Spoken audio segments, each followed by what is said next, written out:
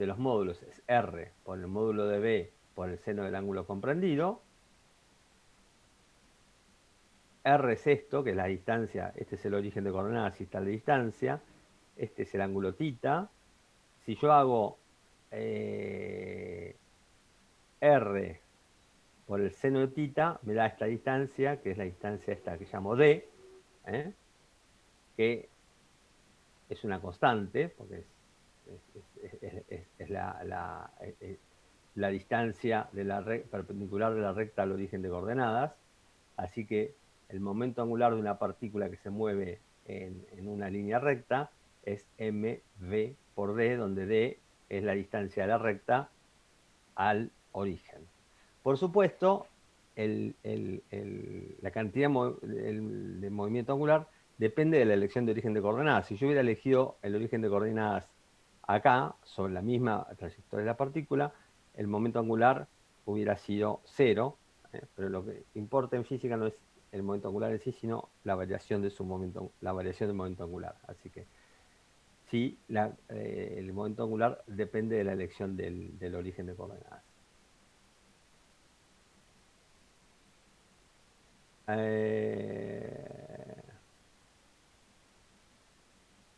Bueno, esto lo dejo porque lo vamos a ver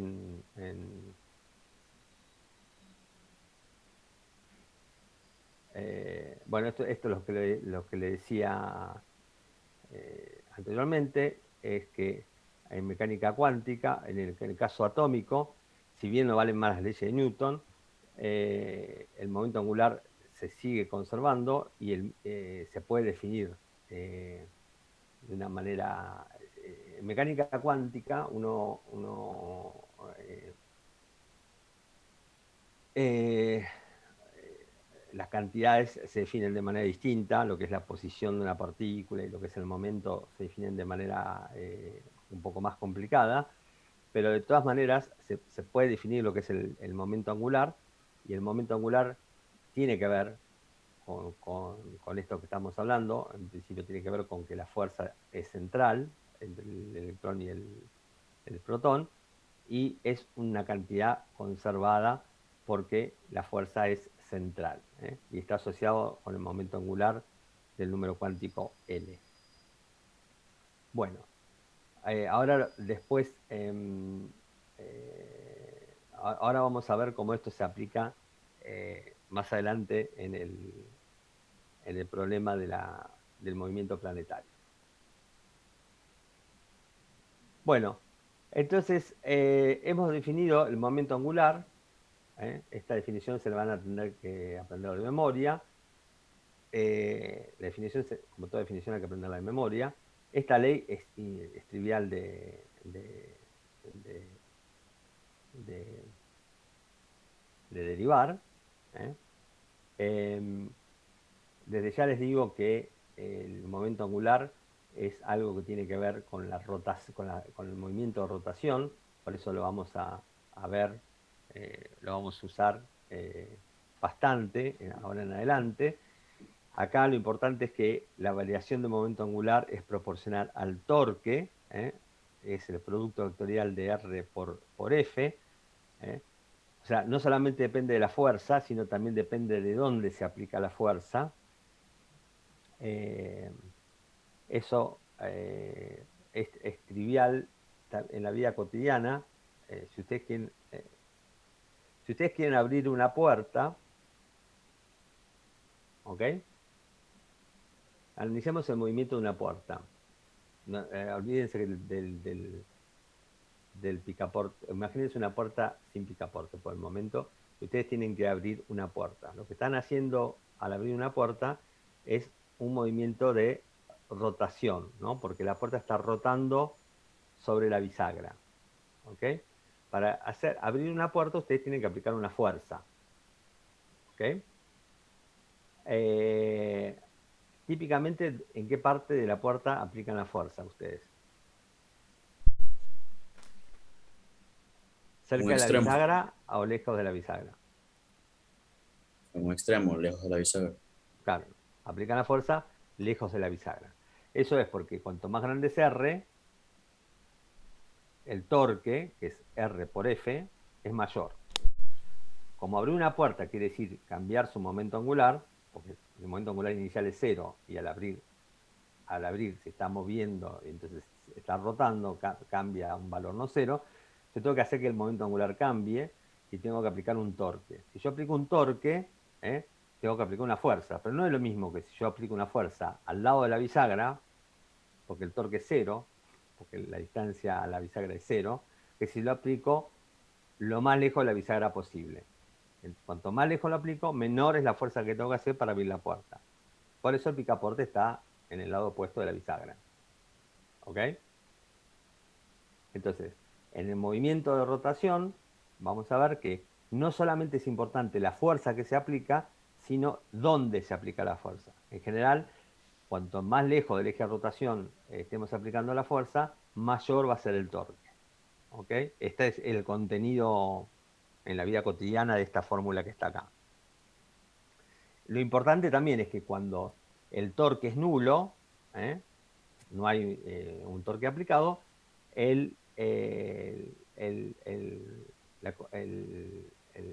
la constante, existe una constante de movimiento que es el momento angular. O sea, si ustedes piensan en el movimiento circular uniforme, el movimiento circular uniforme es un movimiento, digamos, el movimiento más estúpido posible, ¿cuál es? Que no haya movimiento. ¿Ok? Cero. O sea, hay una partícula en reposo. Después, ¿qué le sigue? Movimiento rectilíneo. ¿eh? Movimiento rectilíneo uniforme. Ahí está caracterizado por la inexistencia de fuerzas. ¿Ok? El otro movimiento más estúpido que hay es el movimiento circular uniforme. Es una partícula que se mueve en un círculo a velocidad constante. Ese es estúpido como movimiento, estúpido en el sentido que es fácil de describir, pero no es tan estúpido porque lo que vimos es que para, para que exista un movimiento circular y uniforme, tiene que haber una fuerza, tiene que haber una fuerza centrípeta. ¿Ok? Pero dentro de todo es un movimiento bastante estúpido porque la partícula está dando vueltas a una velocidad angular constante. En realidad, lo que es constante, vamos a ver, no es tan importante la velocidad angular como el concepto este de momento angular, porque vamos a ver que en realidad la circunferencia es un caso degenerado. ¿eh? Degenerado queremos decir particular. Cuando usamos la palabra degenerado en matemática o en física queremos decir un caso particular o un caso extremo. Es un caso extremo, un caso un poquito más general, que es el movimiento elíptico. En el movimiento elíptico la velocidad angular no es constante, pero el momento angular sí es constante. Entonces, lo que caracteriza a estos movimientos, que son sencillos dentro de todos los movimientos posibles, es que estos momentos angulares sean constantes. Y es importante porque todo el movimiento planetario es así y todo el movimiento atómico es así. O sea, no es que lo estamos tirando solamente porque se nos ocurrió. ¿Ok?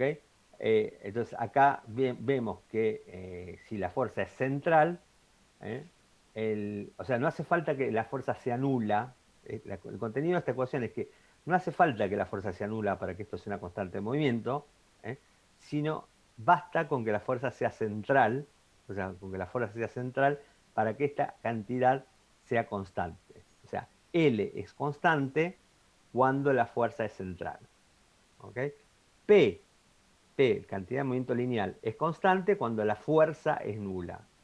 L es constante cuando la fuerza es nula, obviamente, o central. O sea, incluso cuando no es nula, si es central, L es constante. ¿Se entiende? ¿Se entiende cuál es? No sé si se entiende hacia dónde vamos, pero ahora lo vamos a ver en un ejemplo en particular.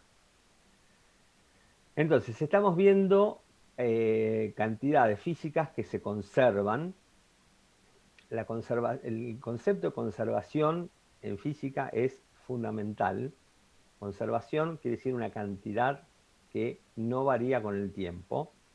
quiere decir una cantidad que si yo la miro ahora o la miro dentro de 10 minutos, va a ser la misma. En el espíritu de un químico, sería más así. Si yo tengo una reacción que ocurre, miro el problema antes de la reacción y miro el problema después de la reacción, voy a tener dos cosas distintas, antes y después de la reacción, pero sé que hay cantidades que van a ser la misma. ¿eh? Cantidades que van a ser la misma antes y después de la reacción, tiene que ver con la energía antes de la reacción va a ser la misma que después de la reacción, pues la energía se conserva. La cantidad de L también va a ser el mismo, porque la cantidad de movimiento lineal se conserva, y el momento angular también se conserva. Esto si no hay obviamente, si no hay elementos externos, ¿no? O sea, si no hay elementos exógenos que intervienen en el mecanismo, porque si no, no vale. Entonces, eh, las constantes,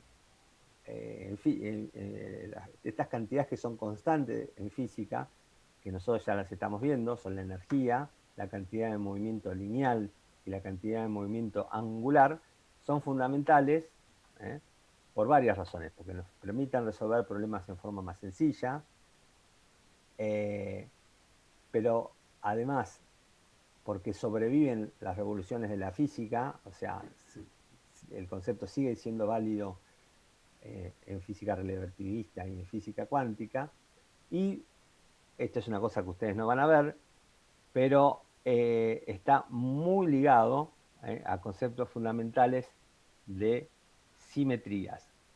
Uno puede demostrar que las leyes de conservación, o sea, estas cantidades que se conservan, tienen que ver con propiedades de simetría de los sistemas. Bueno, acá vemos ejemplos sencillos del momento angular en un movimiento circular uniforme, donde hay fuerzas, y vemos que el L igual se mantiene constante, y un caso un poquito más trivial, en donde es constante porque ni siquiera hay fuerzas, ¿ok? Que es el movimiento rectilíneo.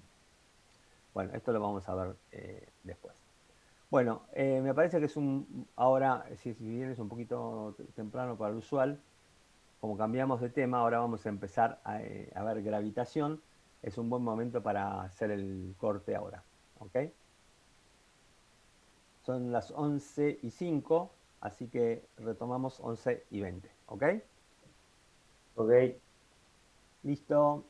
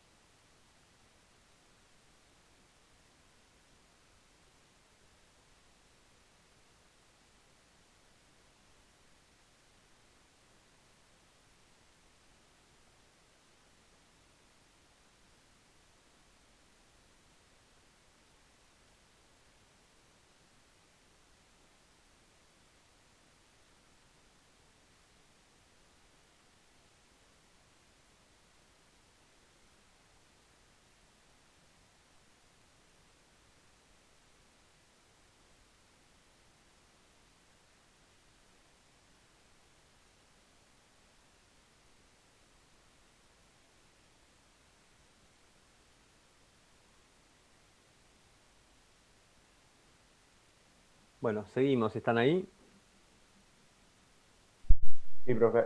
Sí, profe. Bueno, bueno, vamos a seguir con el tema de gravitación, que es primero por su relevancia, ¿no? En la explicación del, del- del universo cercano, y segundo como aplicación de todas las ideas que venimos viendo, y tercero también porque muchas de las cosas que vamos a discutir ahora tienen una contraparte similar en la interacción eléctrica, que explica el movimiento a nivel clásico de los electrones alrededor del núcleo, si bien, como yo les anticipé ya varias veces, a nivel atómico es fundamental aplicar las modificaciones que establece la mecánica cuántica, mientras que a nivel gravitatorio del movimiento planetario esas modificaciones son irrelevantes. Bueno, la ley de gravitación universal, que se llama la ley de gravitación de Newton, establecía en el año 1687. Está la historia de la manzana, que parece ser más un invento que realidad, pero digamos que Newton, después de varios años de estar preguntándose sobre el origen de los movimientos, eh,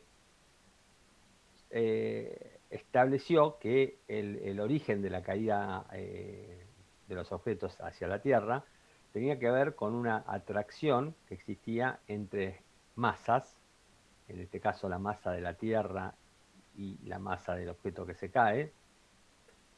Y no solamente eso, sino que lo más notable es que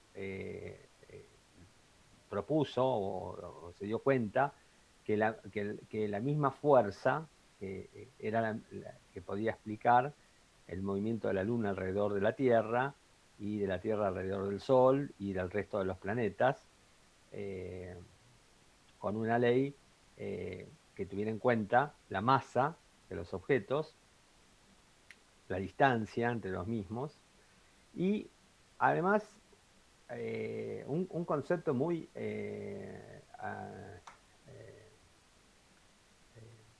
revolucionario para su momento, que tenía que ver con la acción a distancia, porque la fuerza, el concepto de fuerza en general tenía algo que ver más con una idea de un contacto, ¿no? Es la idea intuitiva que uno tiene fuerza, que para hacer fuerza uno tiene que empujar algo o tocarlo.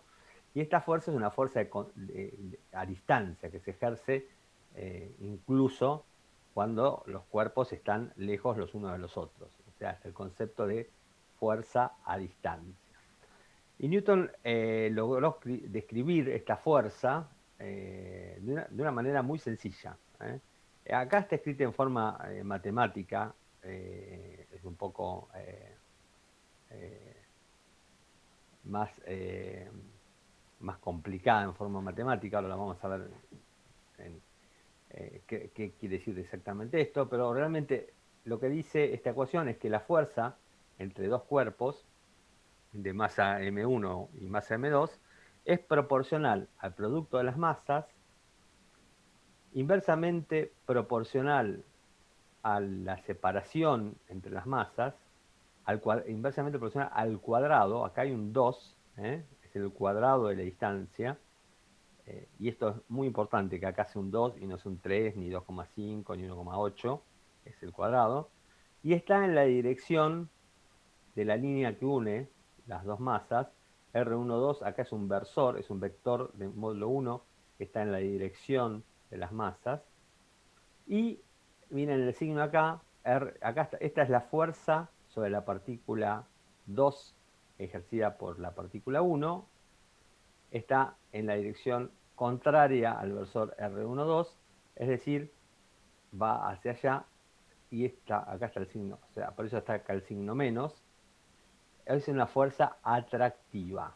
Entonces, a ver, toda esta fórmula matemática quiere decir que dos masas se ejercen una fuerza atractiva que es proporcional al cuadrado, perdón, al producto de las masas e inversamente proporcional al cuadrado de la distancia que las separa. Esto es la expresión matemática de esa expresión. Y la proporcionalidad está dada por una constante que es una constante universal. Ahora vamos a ver qué quiere decir universal, que está dada por esta cantidad que está acá, que después se pudo medir, pero es esta constante que está acá, que se llama la constante de gravitación de Newton.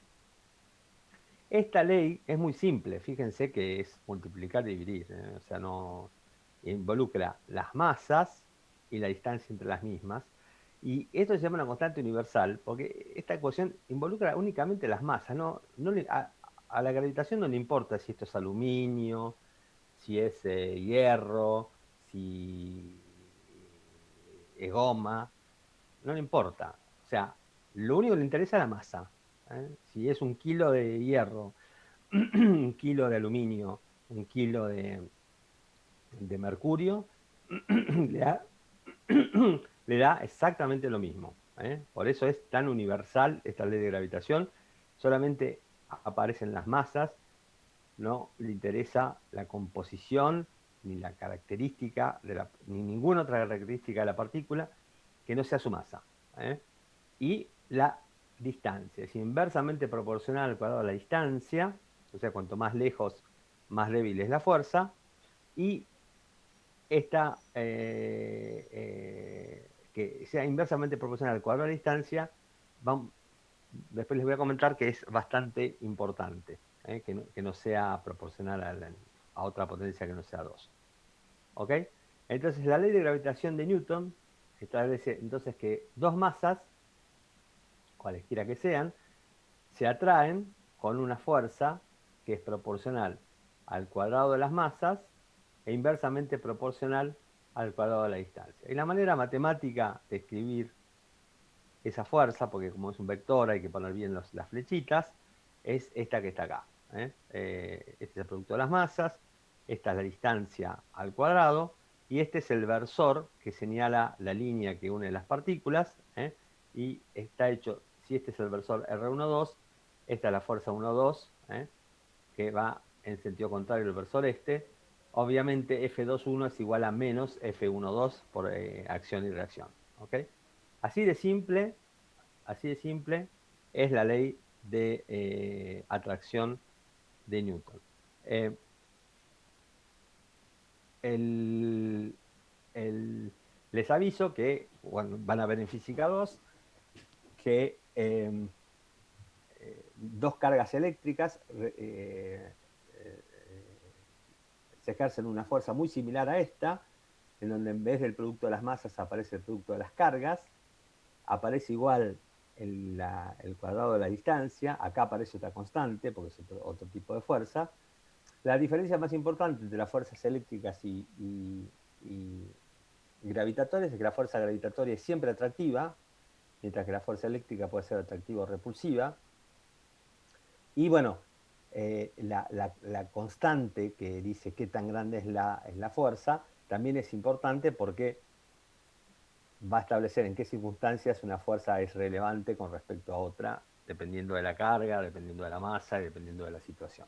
Pero la ley de fuerzas es muy parecida a la ley esta. En el caso eléctrico se llama la ley de Coulomb y acá es la ley de gravitación de Newton. Bueno, entonces, una manera de decirlo esto en palabras es que toda partícula atrae a cualquier otra partícula con una fuerza que es directamente proporcional al producto de sus masas e inversamente proporcional al cuadrado de la distancia entre ellas. Las fuerzas son un par de acción y reacción, entonces F12 es igual a menos F21. La fuerza está en la dirección de la recta que los une, o sea que es una fuerza central. De ahí es que estuvimos estudiando momento angular y conservación del momento angular eh, en la primera parte de la clase. También es una acción a distancia. Eso, como ya les dije, es fundamental el concepto ese de acción a distancia, porque para entender cómo el Sol puede influir en el movimiento de la Tierra, es fundamental pensar que las cosas pueden ejercer influencia por más que estén distantes las unas de las otras. Y es inversamente proporcional al cuadrado, o sea que cuanto más lejos estoy, más débil es la fuerza. Las fuerzas, de los tres tipos de fuerzas fundamentales, de los cuatro tipos de fuerzas fundamentales que hay, tres de ellas disminuyen con la distancia. La interacción gravitatoria, la interacción eléctrica también disminuye con la distancia, y la interacción débil también disminuye con la distancia. La interacción débil disminuye con la distancia de una manera exponencial, no como una ley de potencia. Por eso decimos que la interacción débil, que actúa a nivel atómico, es una interacción, es una fuerza de corto alcance. Mientras que la fuerza gravitatoria y la fuerza eléctrica, si bien disminuyen con la distancia, disminuyen como una potencia, es decir, disminuye, pero sus efectos se hacen sentir a largas distancias. Entonces, eh, son, son fuerzas de largo alcance, por más que disminuyan con la distancia. La interacción fuerte, por el contrario, que es la que interactúa entre los quarks, es una fuerza que en principio es lo que nosotros llamamos en física una fuerza confinante, que aumenta a medida que la distancia entre las partículas aumenta. ¿Okay? Bueno, pero esto es una fuerza que disminuye con la distancia, pero disminuye como una ley de potencias que no es tan terrible como si fuera la interacción débil, que disminuye en forma exponencial. Bueno, hay un experimento que ahora yo no me voy a detener en eso, que se hizo, miren, en el año 1790, o sea, que el experimento es del año 1798, o sea, antes que nosotros existiéramos como país se hizo este experimento, que permitió determinar el valor de esta constante G, usando un experimento muy astuto que diseñó este tipo, Cavendish. Cavendish está en Cambridge, eh, para determinar cuál era el valor de la constante G. Acá está el link a una película donde habla del experimento, yo no me voy a detener en eso. Es lo que se llama una balanza de torsión para determinar el valor de ese experimento. A ver. Bueno, entonces, fíjense que también, si yo me fijo sobre la fuerza sobre la partícula 2, que es esta expresión que está acá, yo también la podría escribir como, esta es una manera de escribirla nada más, como la fuerza sobre la partícula 2 es la masa por esta cantidad G, con una flechita, que llamo campo gravitatorio. Este es el campo gravitatorio creado por la partícula M1. Acá el concepto de campo gravitatorio es medio auxiliar, no sirve mucho, pero a medida que uno avanza en física, el concepto de campo, de fuerzas, o campo, resulta ser fundamental para explicar ciertos fenómenos que tienen que ver sobre todo con los fenómenos ondulatorios. Pero entonces, otra manera de decir esto es que la fuerza, y esto tiene que ver más con cómo veíamos nosotros a la fuerza peso, si esto fuera la Tierra, después lo vamos a ver exactamente, si esto fuera la Tierra, si M1 fuera la Tierra y M2 fuera una manzana, la fuerza que la Tierra ejerce sobre la manzana no es otra cosa que la masa de la manzana por G, donde G es esencialmente esta cantidad que está acá, que tiene que ver con la constante de gravitación de Newton, la masa de la Tierra y una distancia. Ahora vamos a ver bien después de dónde sale el 9,8 metros sobre segundo cuadrado de la atracción gravitatoria en las cercanías de la Tierra. Bueno, ¿alguna pregunta hasta acá?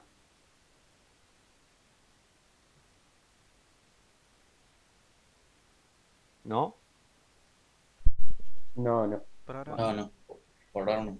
Bueno, entonces, eh, para fuerzas gravitatorias, como para todas las fuerzas, vale el principio de superposición. Es decir, acá hay un ejemplo sacado del Serway, eh, que se los cuento rapidito, ustedes lo pueden mirar después mejor del libro. Si ustedes tienen tres masas, acá tengo la masa M2, M1, M2 y M3, y si yo quiero saber cuál es la fuerza gravitatoria resultante sobre la masa M1, debido a la presencia de la masa M2 y M3, lo que tengo que hacer es, primero calculo la fuerza que M2 ejerce sobre M1, que es esta fuerza que está acá, ¿eh? Tiene que ver con la masa M2, M1, y está en la dirección de la línea que las une, que obviamente acá está en la dirección del eje Y, y como es una fuerza atractiva, va a estar en la dirección positiva del eje Y, y bueno, de hacer el cálculo del producto de las masas, la constante de gravitación de Newton, y dividir por el cuadrado de la distancia, surge esta cantidad que está acá. Ven que para masas normales, que estamos hablando acá, son masas de unos gramos, es una fuerza súper chiquita, es una fuerza de 10 a la menos 11 Newton. Son fuerzas hiper chiquitas, comparadas con la fuerza peso de una persona, que son del orden de el peso de una persona de, de 60 kilos son del orden de 600 newton. Fíjense que esta fuerza, ¿eh? Entre dos masas de menos de medio kilo, separadas a una distancia de 40 centímetros, es de 10 a la menos 11. Es un número, son 10 ceros y un número, el peso. De la misma manera, calculan la fuerza que hay entre la masa M1 y la masa M3. Acá tengo que poner el producto de la masa M1 y M3. Acá está en la dirección del eje X. Es atractiva, así que va en la dirección positiva del eje X. Hago de vuelta, pongo la constante de gravitación de Newton, pongo el producto de las masas, pongo la distancia al cuadrado acá, da también del orden de 10 a la menos 11 Newton. Y después, para saber la fuerza resultante, la tengo que sumar. La tengo que sumar como un vector. Así que la fuerza total va a ser la suma de las fuerzas que participan. Acá tengo una componente en el eje Y, en la componente del eje X, y una componente en la dirección del eje Y. Y esa es la fuerza resultante. Si quiero saber el módulo, tengo que calcular la raíz cuadrada del cuadrado de las componentes. También es un módulo que es del orden de 10 a la menos 11. O sea, fíjense que estas fuerzas de atracción gravitatoria entre masas, qué sé yo, esto sería, no sé, pónganse, son masas eh, comunes, masas, lo que podría ser libros, por ejemplo, o dos pelotitas de billar. Si estas fueran pelotitas de billar, las fuerzas gravitatorias que se ejercen entre ellas son muy, muy chiquitas, ¿eh? Con respecto a otras fuerzas que están actuando, por ejemplo, la fuerza del peso. Bueno, igual si estos fueran eh, eh, bolas de billar y esto fuera una cancha de billar, la fuerza del peso estaría compensada por la normal, pero ustedes podrían decir, bueno, si hay una atracción gravitatoria, ¿por qué estas pelotas por la fuerza gravitatoria no se atraen y terminan todas juntas? Y bueno, fíjense que la fuerza es muy pequeña, y si ustedes comparan con lo que sería la fuerza de roce, la fuerza necesaria para vencer la fuerza de rozamiento, esta fuerza es nada, es la nada misma. Por eso que las pelotas de billar sobre una superficie de billar no se mueven, porque no son lo suficientemente fuertes como para compensar la fuerza del rozamiento, ¿ok? Pero bueno, en un mundo ideal en donde no existiera rozamiento, si yo tengo tres masas, esas masas se terminarían atrayendo, ¿no? Terminarían, bueno, dependiendo de las velocidades iniciales, realizarían un movimiento que no es, en el caso de tres masas no es tan fácil de describir, ¿eh? Pero bueno. En el caso de la Tierra, ¿eh? Si nosotros quisiéramos entender el- el- el caso, acá estamos exagerando un poco las dimensiones, ¿no? Eh, tengo la Tierra y tengo un objeto cerca de la Tierra. Si yo quisiera entender la atracción gravitatoria sobre un objeto cerca de la Tierra, tendría que considerar cada pedacito, o sea, que tendría que descomponer a la Tierra en distintos pedacitos, calcular la atracción que ejerce cada pedacito de la Tierra sobre el objeto y sumarlo. Y eso me daría la fuerza resultante que se ejerce sobre un objeto en la cercanía de la Tierra. Es decir, por ejemplo, este pedacito tendría una fuerza que está en la dirección que une el objeto y la fuerza, sería este pedacito de acá. Este pedacito me daría esta fuerza que está acá, este pedacito que está acá, esta fuerza que está acá, este pedacito que está acá, y así tendría que sumar todas las componentes. ¿Ok? No es muy difícil de demostrar usando eh, ciertos teoremas de matemática que yo creo que ustedes vieron, los que cursaron análisis 2 habrán visto el teorema de Gauss y teoremas similares que tienen que ver con campos vectoriales, que acá no vamos a ver. Es que si tengo una distribución eh, esférica de masa, ¿eh?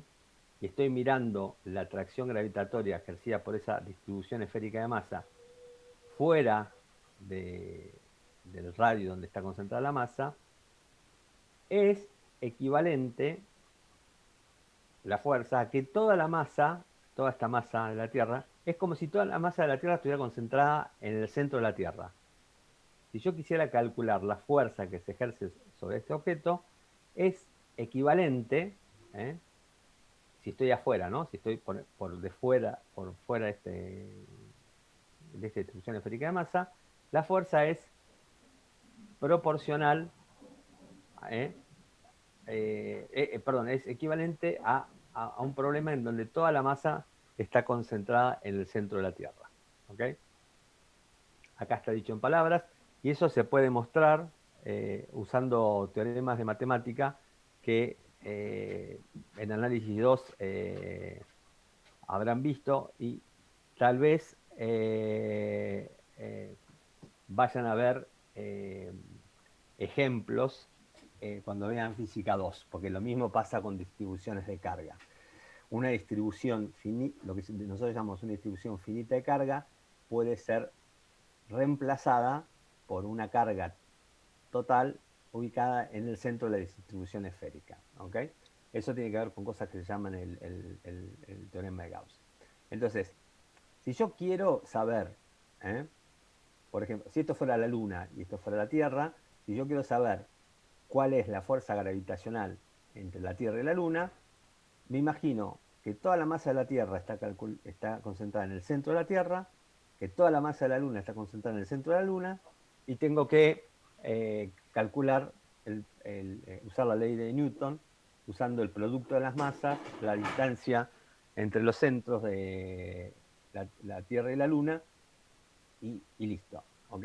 Y la dirección de la fuerza va a ser la fuerza, va a ser en la recta que une el centro de la Tierra y el centro de la Luna. Esperen un segundito.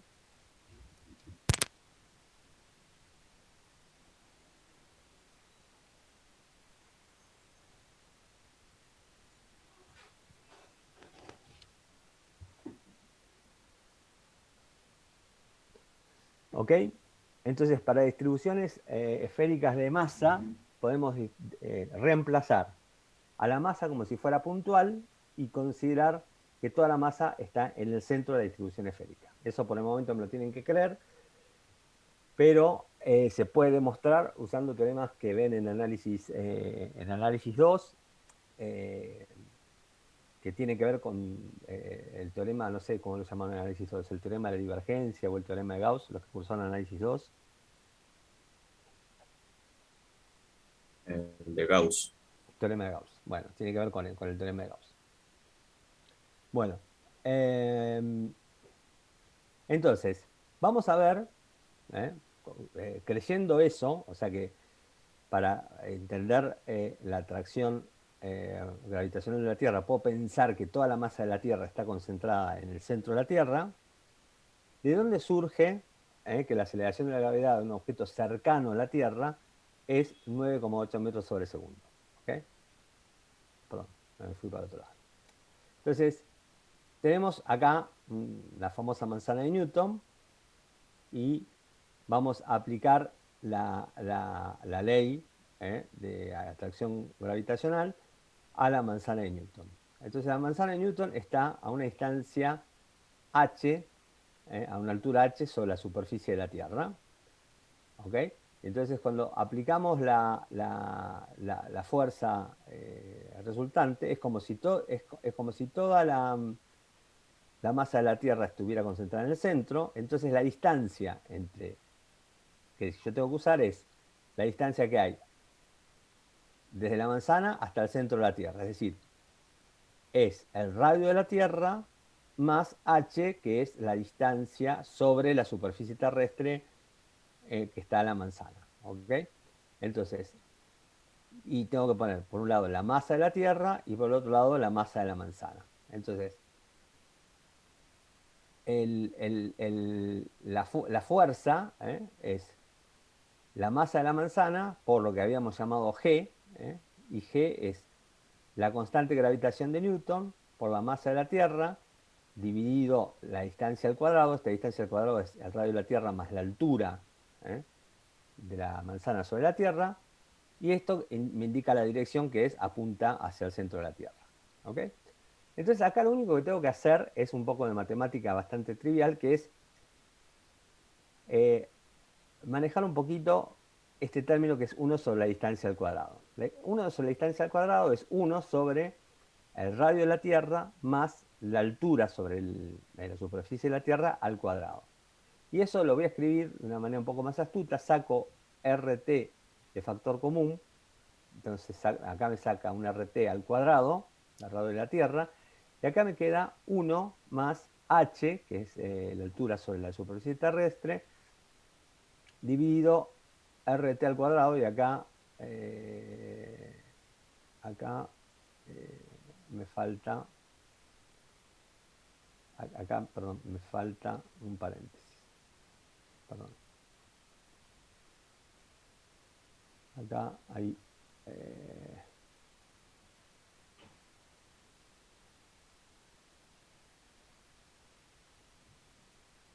acá es así.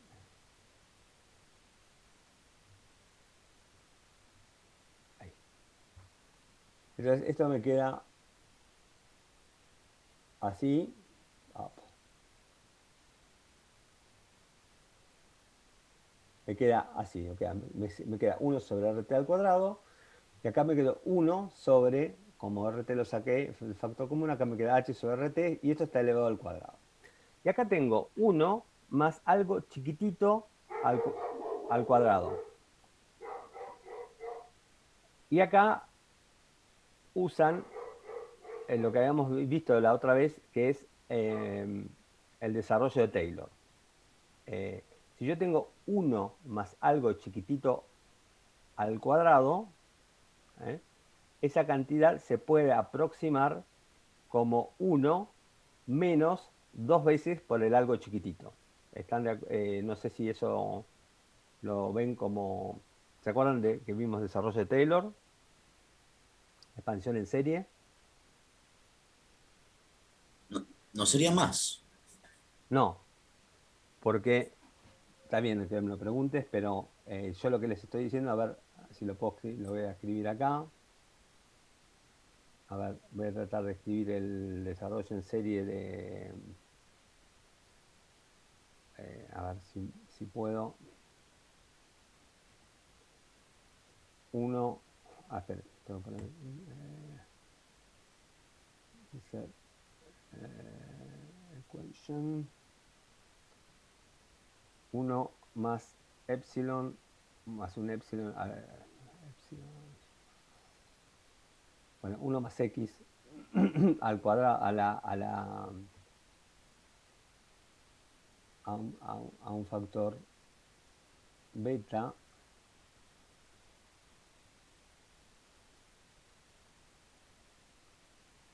espera.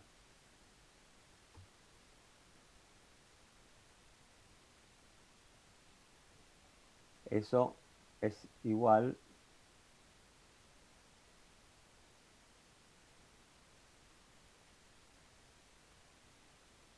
eso se puede aproximar como eh,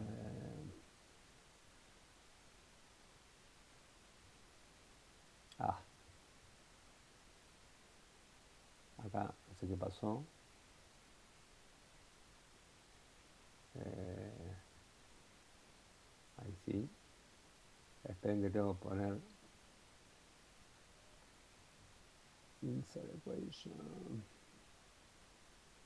Eso se puede, 1 más x a la beta, cuando x es chiquitito, se puede aproximar como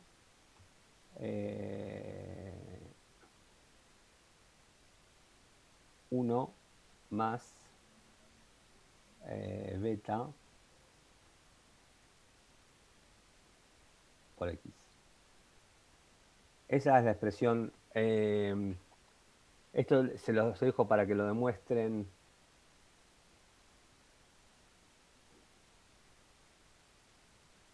Para que lo demuestren.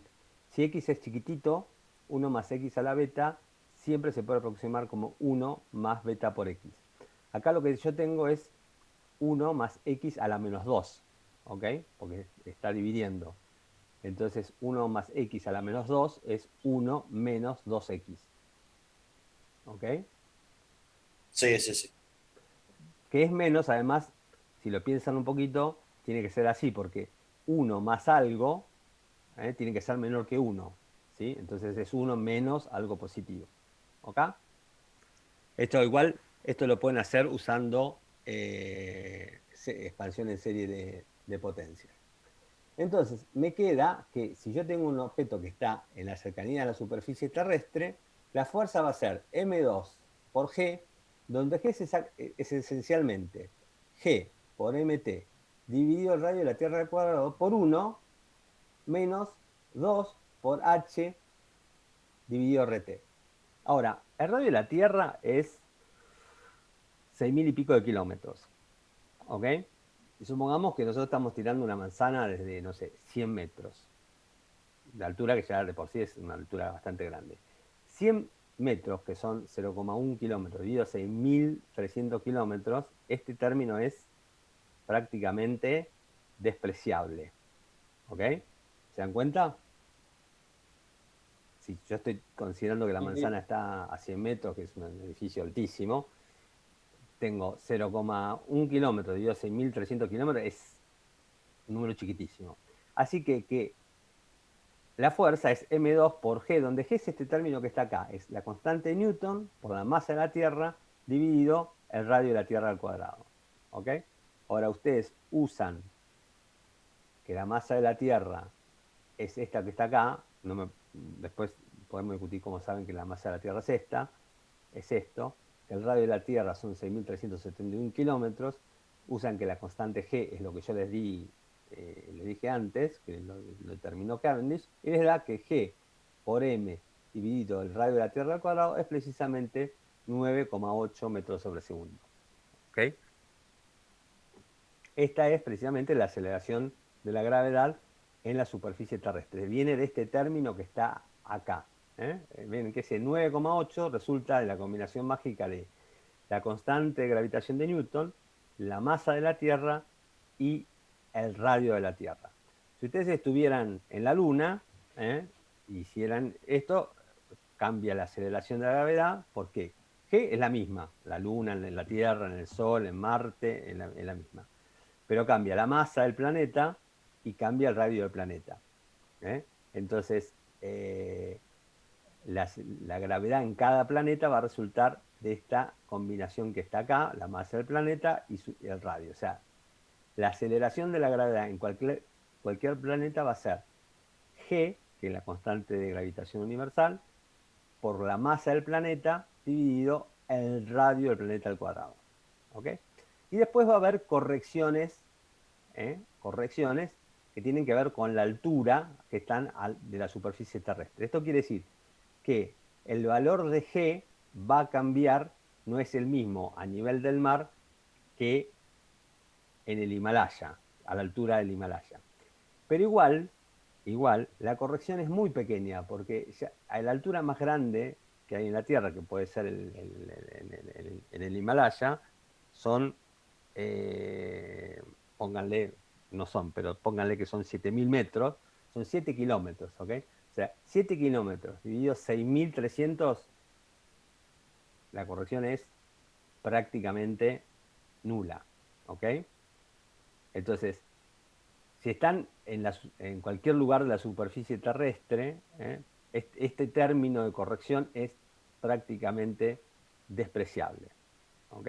Ahora, si ya estamos hablando de la atracción gravitatoria de la Tierra a la Luna, ahí ya no puedo usar esta aproximación, porque esta aproximación, ya la distancia Tierra-Luna, no puedo decir que la distancia Tierra-Luna es mucho más chica que el radio de la Luna, que el radio de la Tierra, ¿ok?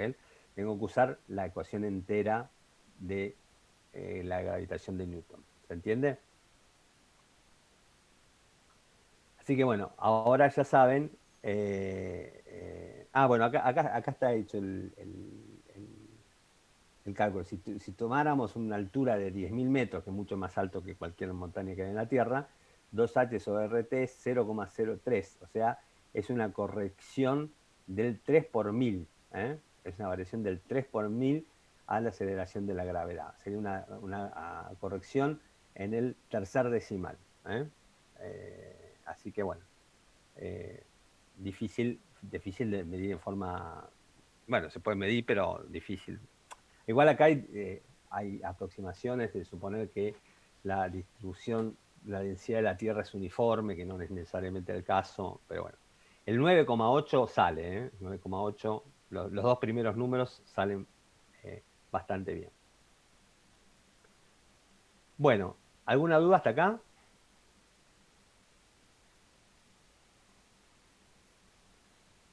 Escucho preguntas.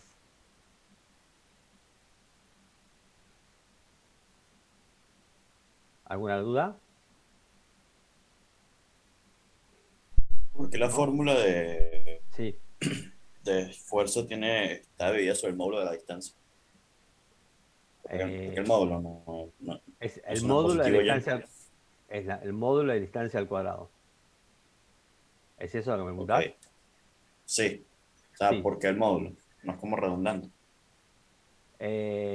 No, bueno, sí, es redundante. O sea, como no, acá no le puse la flechita, no hace falta poner la barra del módulo. Pero pongo el módulo precisamente para enfatizar que es el módulo. Así, Ah, acá ok. no hace falta poner módulo porque como no le puse flechita a esto, no hace falta poner módulo. Sí, sí, lo puse para enfatizar que es el módulo, porque a veces la gente acá pone la flechita, entonces es el módulo del vector. ¿Ok? Claro, ok. Gracias. Bien.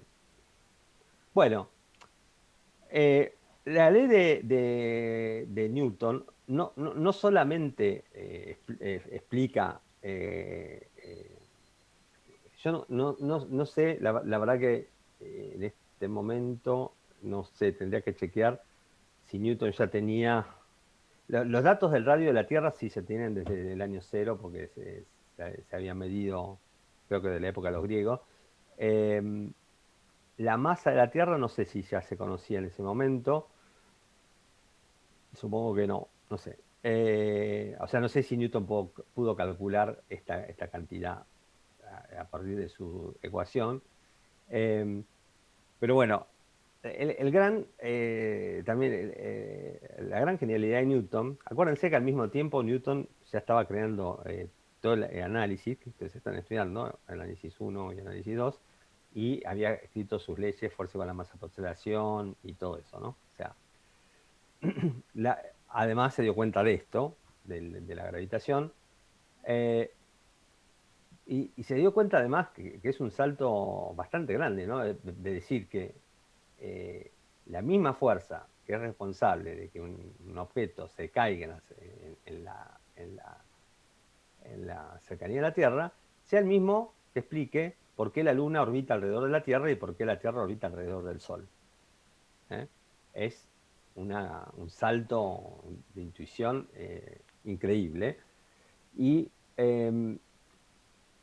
bueno, se dio porque además Newton tuvo la suerte, como suele pasar cuando se dan estos grandes pasos de descubrimiento, que hay ya un montón de datos acumulados y teorías previas y gente que tomó datos, ¿no? Porque no es que de la nada a Newton se le ocurrió lo que se le ocurrió.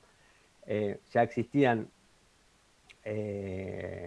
ustedes saben que una de las preocupaciones ya primarias en la historia de la ciencia fue entender el- el universo, cómo se movían los astros y por qué se movían, y tratar de describir el movimiento de los astros. Eh, Existen desde tiempos muy primitivos registros del movimiento de los planetas y las estrellas y posiciones, tablas de posiciones, y los primeros modelos que tratan de explicar, o sea, de sistematizar los datos, son modelos geocéntricos que ponen a la Tierra como centro del universo, o sea, ponen a la Tierra como el centro del sistema de referencias, eh, que no está nada mal, o sea no es incoherente, o sea una visión bastante aceptable pensar que la Tierra era el lugar adecuado para escribir todo el universo, y se trató de explicar el movimiento en relación a la Tierra. Eh, Después, unos años después, ya bastantes años antes que Newton, en el año 1400, estos son como 200 y pico de años antes que Newton, 300, empiezan a desarrollarse los modelos copernicanos que sugieren que los planetas y la Tierra en particular se mueven alrededor del Sol, ¿eh? Y Copérnico empezó a a sistematizar leyes, en particular, acá está un papel fundamental de Kepler, que era un astrónomo que estudió con mucha precisión los movimientos de las órbitas de los planetas, y estudiando los datos, sin explicar por qué, o sea, sin explicar la razón, ¿eh? Estableció tres leyes que fiteaban o explicaban los datos. ¿Eh? Y esas son lo que se llaman las leyes de Kepler. Son leyes que surgen de eh, estudiar los datos. Kepler tenía un montón de datos sobre la posición de los planetas, medidas por distintos astrónomos a través de la historia, etc. Y logró establecer tres leyes, eh, que son las que se conocen como la ley de Kepler, y que son las siguientes. Estableció que todos los planetas se mueven en órbitas elípticas, después vamos a ver lo que es una elipse, con el Sol en uno de sus focos. ¿Eh? Después estableció otra ley que dice que si yo tomo al Sol como origen de coordenadas, el radio vector, o sea, la posición del planeta, ¿eh?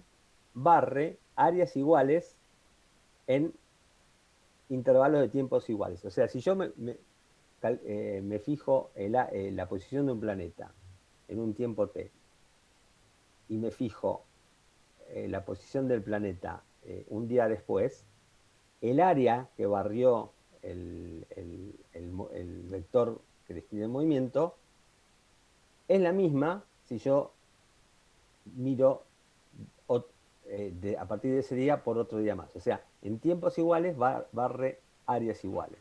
Esa es la segunda ley de Newton, perdón, de Kepler. Y la tercera ley de Kepler, todavía más más refinada, si se quiere, es que se dio cuenta que si, no sé, la verdad cómo se dio cuenta de esto, la verdad no sé, si empezó a probar con números, la verdad que no porque no tenía un Excel, obviamente, para tratar de fitear datos, pero sería interesante estudiar la historia de Kepler para ver cómo se dio cuenta de sus leyes, pero eh, estableció que si él estudiaba si él hacía el cuadrado del periodo de cada planeta, o sea, si un planeta se mueve en una elipse, quiere decir que es un movimiento periódico, quiere decir que después de un tiempo t, el planeta vuelve al mismo lugar donde estaba, eso se llama el periodo, y si él comparaba el cuadrado del periodo,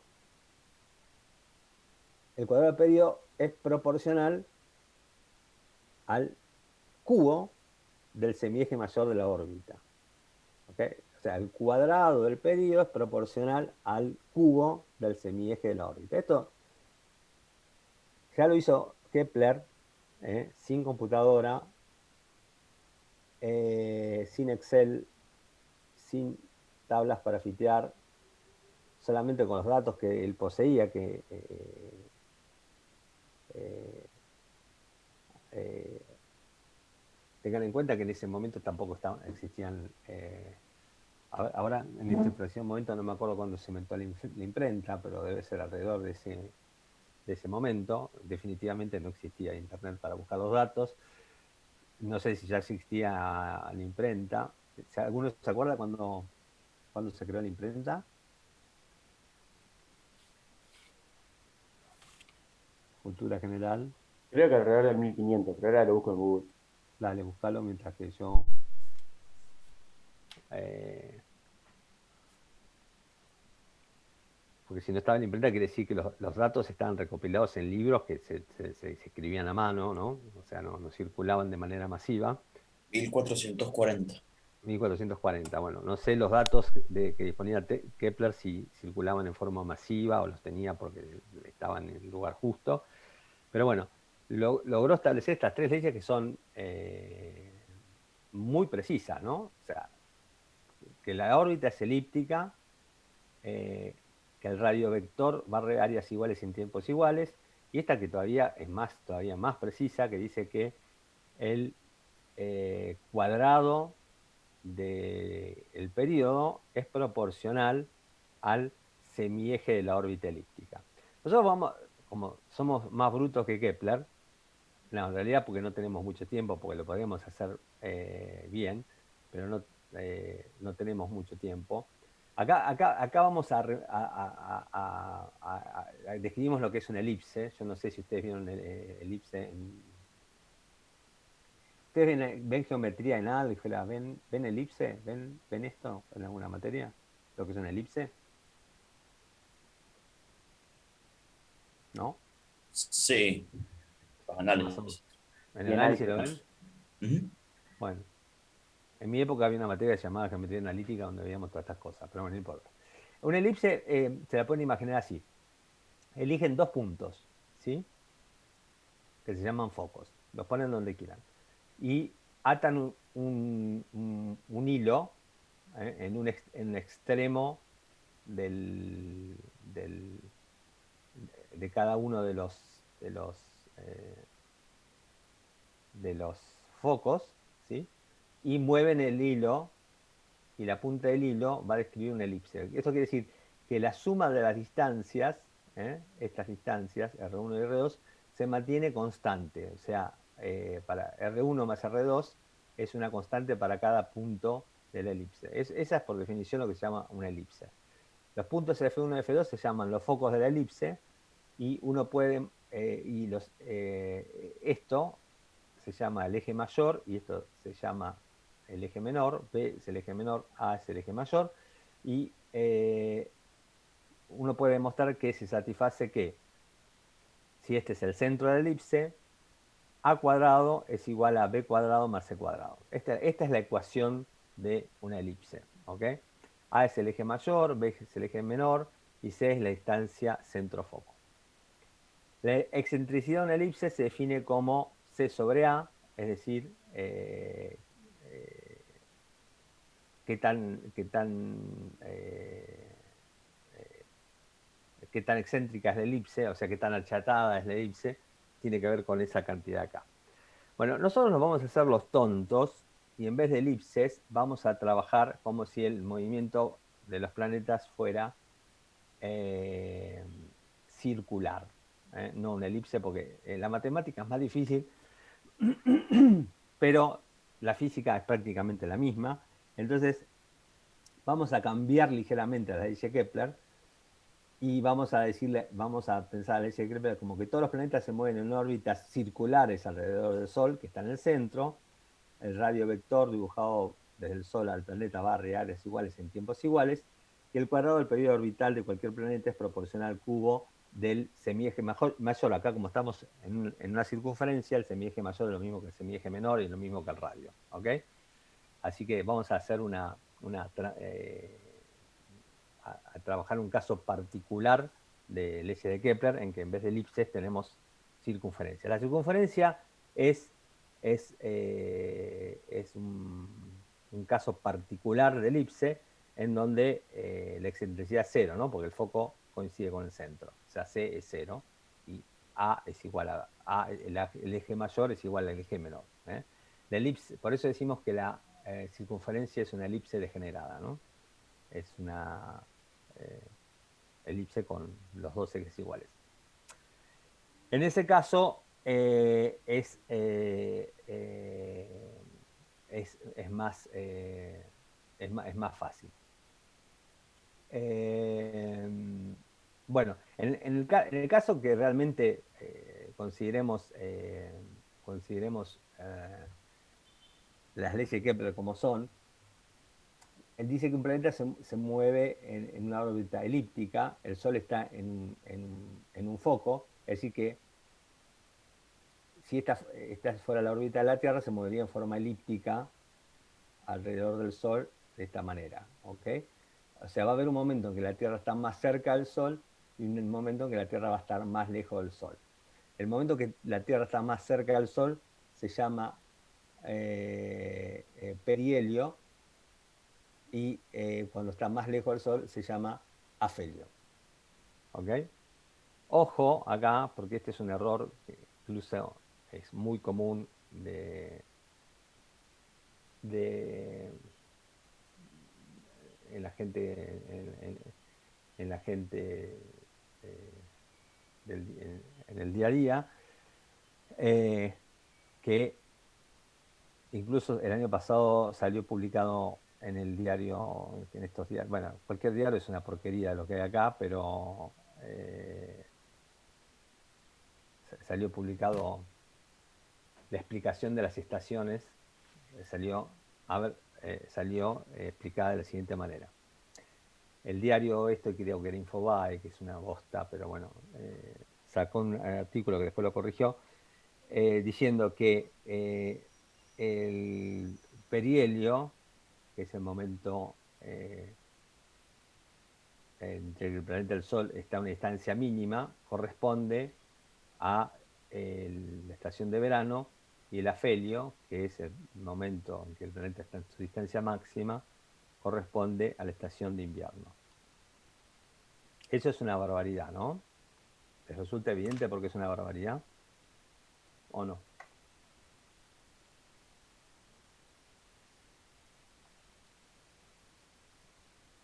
Lo escucho. Sin saber nada, ¿sí? Sabiendo muy poco. ¿Por qué? Bueno, a no ser que ustedes piensen que la Tierra es plana, ¿no? No sería el caso, ¿no? Que fuera un curso de terraplanistas y antivacunas. Hello. ¿Están o no están? Sí, sí. Están. Bueno, están. Ahora, yo les digo, hay un argumento que circula entre la gente común, que sin educación, que no,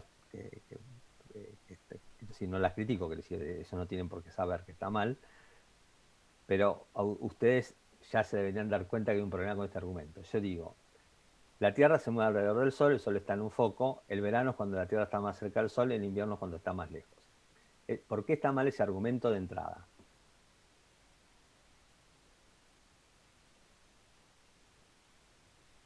Y de Porque, entrada, no, perdón, no, hablaba. no, no, dilo, dilo. De entrada, digamos que está mal porque en un hemisferio es invierno, pero en el otro es verano.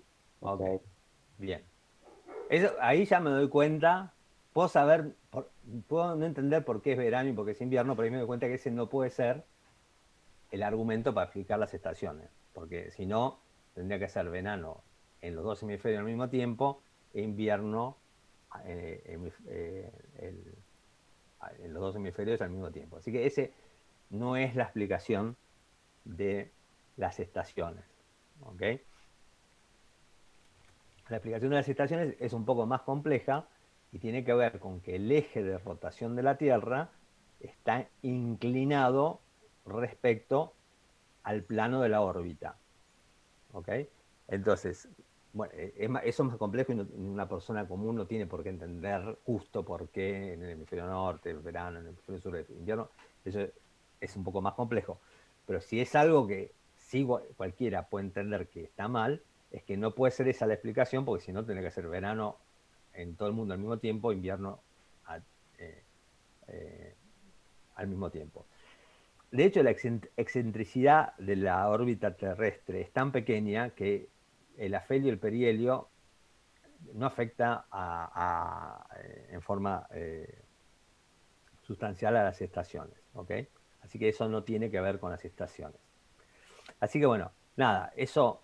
Entonces vamos a despreciar la elasticidad de la órbita y vamos a hacer las cuentas de manera de tratar de deducir las leyes de Kepler a partir de la ley de Newton, porque la verdadera ley de gravitación es la ley de Newton. Ahora sabemos cuál es por qué la Tierra se mueve alrededor del Sol, y vamos a ver si las leyes de Newton explican ese movimiento. Bueno, bueno, em, eh, la segunda ley de Kepler establece que el radio vector dibujado del Sol a un planeta barre áreas iguales en intervalos de tiempos iguales. Para hacer eso, lo que vamos a hacer es usar la conservación del momento angular. Acuérdense que definimos el momento angular como R por P y que la variación del momento angular es proporcional al torque. Esto lo dijimos en la primera parte de la clase. Acá estaría dibujado lo que es la ley de Kepler, en el caso genérico de una órbita elíptica que está extremadamente exagerada, ¿eh? El Sol en un foco, acá tendríamos un planeta. Lo que dice la ley de Kepler es que si yo tengo la posición del planeta en un intervalo de tiempo delta t, el área que barre, o sea, esta área que barre en función del tiempo, es una constante. Eso es lo que me dice la ley de Kepler. Bueno, nosotros sabemos que hemos demostrado que la derivada de L respecto a t es R por la componente tangencial de la fuerza. Y nosotros ahora sabemos que como la ley de gravitación establece una fuerza central, ¿eh? No hay componente tangencial de la fuerza, porque la fuerza está en la dirección del Sol y el planeta. Es decir, esto es cero. Quiere decir que L es constante. ¿Ok?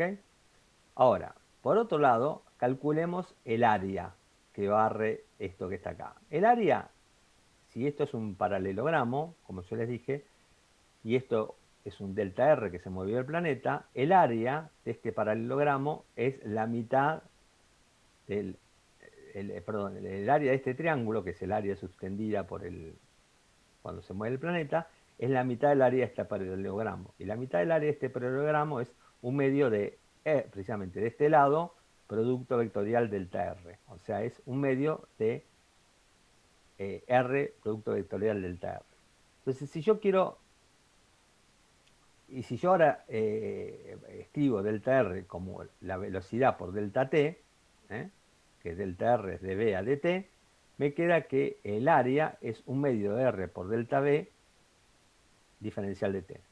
Es decir, Ahora miro esto, fijo, y me doy cuenta que esto no es otra cosa que el momento angular dividido m. O sea, me falta multiplicar por la masa para que sea el momento angular. ¿Ok? Entonces, lo que estoy viendo es que el área es L sobre 2m a dt.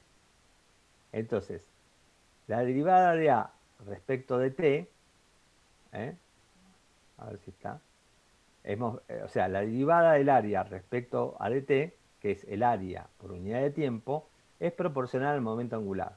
Y como el momento angular es constante, eso es constante. Y esa es la segunda ley de Kepler. ¿Se entiende? Acá incluso lo hicimos para un movimiento elíptico, sin suponer que es circular. ¿Se entiende? La segunda ley de Kepler, cuando dice que el movimiento de un planeta es tal que el área subtendida por el vector radial es constante en el tiempo, no es otra cosa que la ley de conservación del momento angular debido a que la fuerza es central. Entonces, acá lo que hicimos fue calcular el área subtendida, que no es otra cosa que un medio del área del paralelogramo. El área de un paralelogramo no es otra cosa que el módulo del producto vectorial del radio por el otro lado, y eso, cuando escribo dr como dB a dt, me queda directamente el momento angular. En realidad me falta la masa, por eso multiplico y divido por la masa, y encuentro que la variación del área respecto al tiempo, o sea, si paso el de a dt de este lado, es L sobre 2m, y L es constante, porque la fuerza es central. Así que la segunda ley de Kepler no es otra cosa que una consecuencia de que la ley, que la atracción entre el Sol y el planeta, o lo que es en general la ley de gravitación, es una fuerza central. ¿Ok? Además, relaciona el área con el momento angular. ¿Ok? Así que esa es la segunda ley de Kepler. Para la tercera ley de Kepler, ahí sí vamos a suponer que estamos haciendo un movimiento circular, porque si no la cuenta es más difícil. Eh, acá, acá hay un error. Acá va igual. Eh, Acá estamos, si suponemos una órbita circular y ponemos la masa del Sol y la masa del planeta, la fuerza, acá este es el módulo únicamente, no es otra cosa que la constante de gravitación de Newton por la masa del Sol por la masa del planeta dividido la distancia al cuadrado. Eso es la masa del planeta por la aceleración, y la aceleración, porque fuerza es masa por aceleración, no es otra cosa que la aceleración centrípeta que nosotros vimos que es b cuadrado sobre r. ¿Ok? También vimos, cuando estudiamos movimiento circular, que la velocidad tangencial por el período es 2pi por el radio, así que acá vemos que usando, usando que, que esto es igual a esto, y ahora en vez de v, reemplazamos en esta ecuación v por esta expresión que está acá, 2πr sobre t. Si reemplazo acá pongo 2πr sobre t, todo eso al cuadrado, encuentro que t cuadrado es proporcional a r cubo. O sea, igualo esto con esto, y además encuentro cuál es la constante proporcionalidad, que no es otra cosa que 4pi cuadrado dividido la constante de Newton dividido la masa del Sol, que es esta cantidad que está acá. ¿Ok? Entonces, la tercera ley de Kepler es también una consecuencia de la ley de gravitación de Newton. Así que Newton, con su simple ley, le pegó a a las leyes ajustó las tres leyes de Kepler con una sola ley, que es la ley de Newton. ¿Ok? Acá yo les puse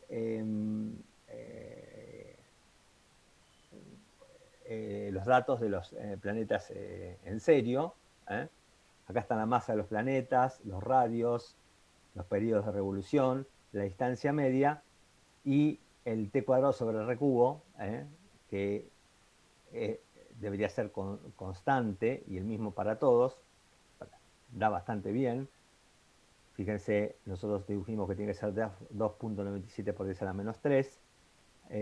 Acá da hasta el segundo decimal da bien, hay un error debido al tercer decimal. Pero bueno, ahí estamos haciendo algunas simplificaciones, estamos suponiendo que el movimiento de los demás planetas no influyen sobre o sea, estamos suponiendo que cada planeta está solo con el Sol, cosa que no es cierta, y bueno, y hay otras simplificaciones. ¿Ok? Bueno, entonces, no, esto lo dejaría para la clase que viene. Así que bueno, la ley de gravitación de Newton, que es una ley bastante sencilla, ¿eh? Es una de las fuerzas fundamentales de la naturaleza. Esta es la ley de gravitación de Newton. eh, eh, Explica el movimiento planetario. Explica todo lo que es gravedad a nivel terrestre. Eh, Después, la gravitación fue generalizada, las leyes de gravitación fueron generalizadas por Einstein con la relatividad general, lo que se llama, Einstein creó dos teorías de la relatividad, lo que se llama la teoría de la relatividad especial, que tiene que ver con el concepto de que el tiempo, la velocidad de la luz, los sistemas de referencia, y después, unos años después, introdujo lo que se llama la ley de la relatividad, la teoría de la relatividad general, que involucra a la gravitación, ¿eh? Y ahí generaliza la gravitación para que sea compatible con la teoría de la relatividad. Es una teoría muy, muy interesante porque hace una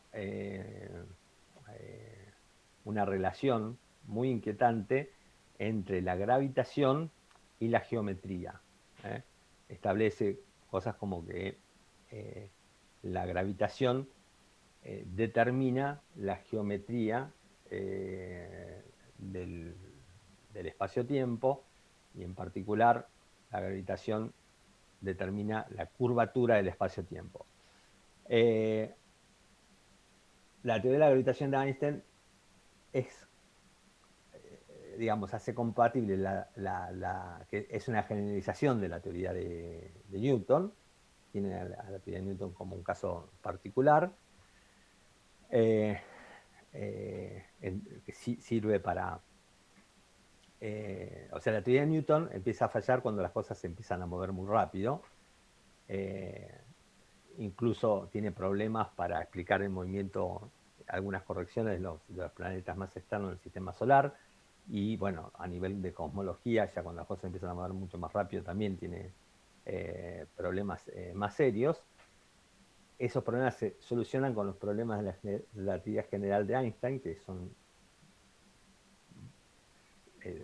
no se pueden explicar en un curso básico, yo se los digo solamente para que lo tengan en mente. Igual, esa teoría todavía no ha podido ser compatibilizada con los efectos cuánticos. O sea, todavía no sabemos cómo compatibilizar efectos cuánticos y relativistas de la gravedad. ¿Ok? Pero bueno, la teoría de Newton funciona bastante bien para todo lo que es gravedad a nivel terrestre. Funciona bastante bien para lo que es el movimiento planetario. Y falla para otras cosas. Y últimamente ha habido bastante, bueno, falla bastante notablemente para cuestiones de cosmología, y en los últimos años ha habido bastante revuelo por comprobaciones de predicción de la teoría de Einstein, que tiene que ver con lo que llaman ondas ondas gravitacionales. No sé si habrán escuchado algo, pero se los menciono por las dudas que lo hayan leído en algún diario. Bueno, vamos a dejar acá y vamos a seguir el martes que viene. Vamos a redondear un poquito estos temas de gravitación y vamos a empezar con el movimiento del sistema de varias partículas. ¿Preguntas? ¿Dudas? ¿Comentarios? Y Sí, puede man- Sí. bueno, que si puede repetir por favor el razonamiento de la tercera ley de Kepler, que está en pantalla. Acá el razonamiento de la ley de Kepler es el siguiente. Estamos suponiendo el movimiento circular para que sea más fácil la cuenta. Ponemos al Sol en el centro y escribimos la fuerza, que es la constante de gravitación de Newton, la masa del Sol, la masa del planeta y dividido la distancia Sol-planeta. ¿Ok? Sí, Y eso, en un movimiento circular, es la masa por la aceleración centrípeta, que es v cuadrado sobre r. ¿Ok? O sea, tengo esto sí, igual a esto. ¿Ok? Por ahí claro. tendría que escribir una línea más. A ver si puedo.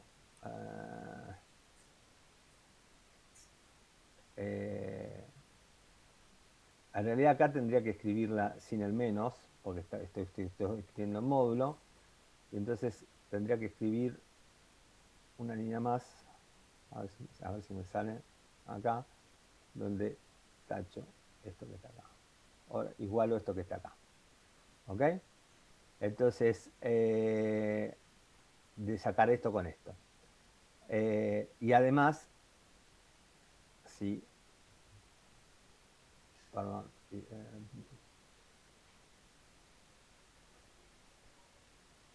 ahora pongo esto acá. Además, acá ya puedo, además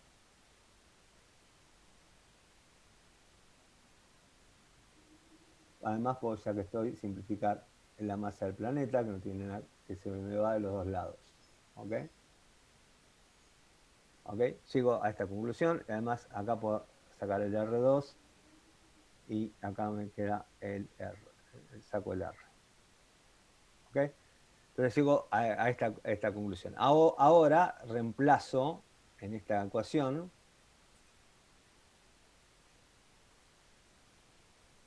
Ahora, en esta ecuación, perdón, que acá me quedó el dividiendo, pero no importa. En esta ecuación reemplazo b cuadrado por esta fórmula que está acá. ¿Eh? Sí, Okay. Reemplazo b cuadrado por 2πr sobre t. ¿Okay? Y despejo t.